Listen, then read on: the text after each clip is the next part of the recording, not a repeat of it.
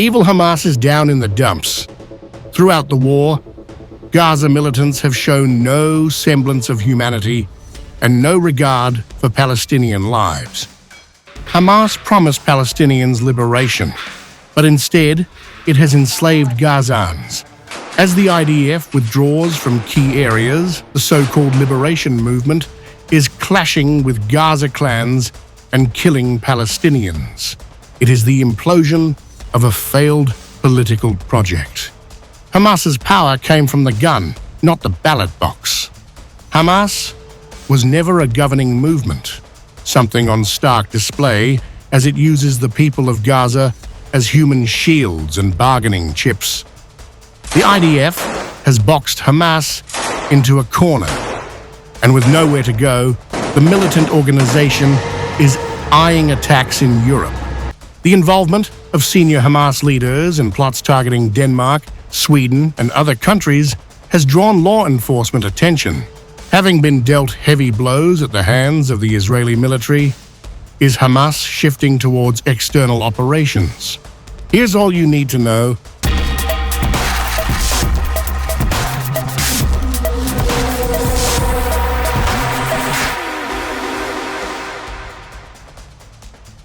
Hamas has yet to execute a successful terrorist attack beyond the borders of Israel, the West Bank, or Gaza, though this is not due to a shortage of planning.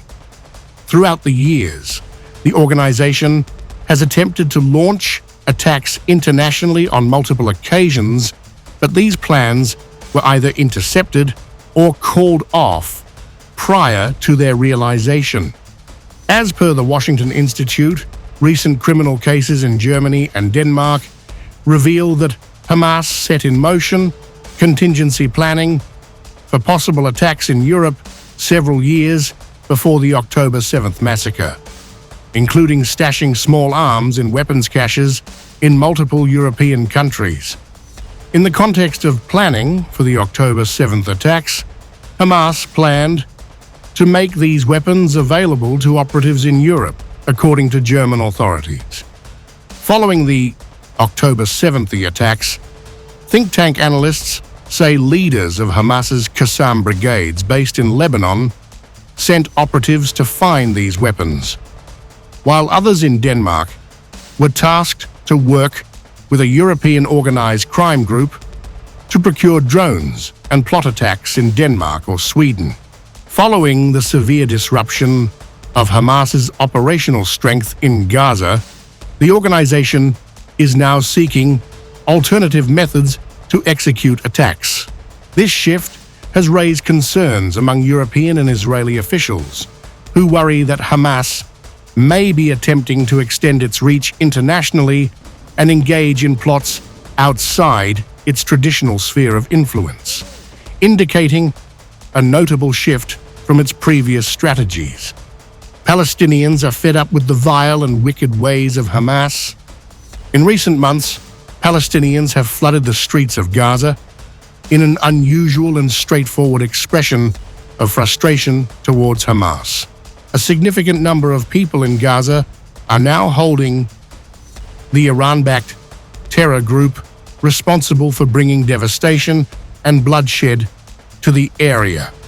Throughout the war, Hamas has taken human shields and mercilessly thrashed Palestinian civilians trying to escape the intense fighting. On multiple occasions, Hamas terrorists have shot Palestinian civilians in the leg to prevent them from leaving. Hamas not only uses civilians in general, but terrorists reportedly insist their own families stay with them in homes, calling on them to die alongside. Desperation and war have eroded social structures in Gaza. Since the onset of the conflict, Hamas has significantly diminished its military strength and lost the unchallenged authority it had over Gaza. In an effort to re-establish control, Hamas has formed new policing and internal security units. Hamas has also resorted to severe enforcement methods, violent crackdowns, and even public executions.